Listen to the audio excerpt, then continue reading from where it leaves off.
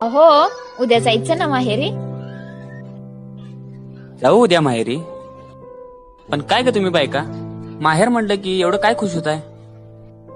माहेर? तुम्हाला नाही कळणार होतो आनंद.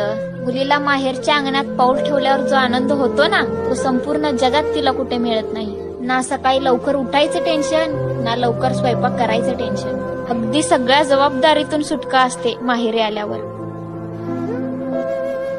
आईच्या मांडीवर डोकं ठेवून शांत झोपावंसं वाटते. सासरला नाही हो येत माहेरची सर, कारण तिथे प्रेम आणि मायेसाठी कसरत करावी लागत नाही. आम्ही मुली माहेरी असताना जेवलेलं ताटही उचलत नाही, पण सासरी आल्यावर सासरच्या सगळ्या जबाबदाऱ्या योग्य रीतीने पार पाडतात. सर्व काही करूनही तिला म्हणतात, तू काय करतेस? फक्त घरातली कामे.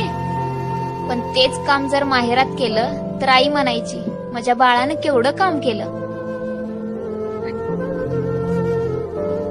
आणि हा, मी तक्रार करत नाही हा, पण एक सांगू, जगातील सगळी दुःख एकीकडं आणि माहेर सोडून येण्याचं दुःख एकीकडे.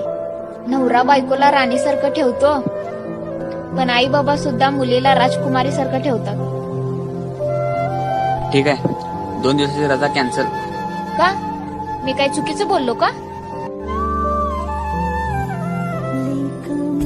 अहो, उद्या जायचं ना माहेरी? जाऊ उद्या माहेरी. पण काय ग तुम्ही बायका, माहेर म्हणलं की एवढं काय खुश होताय?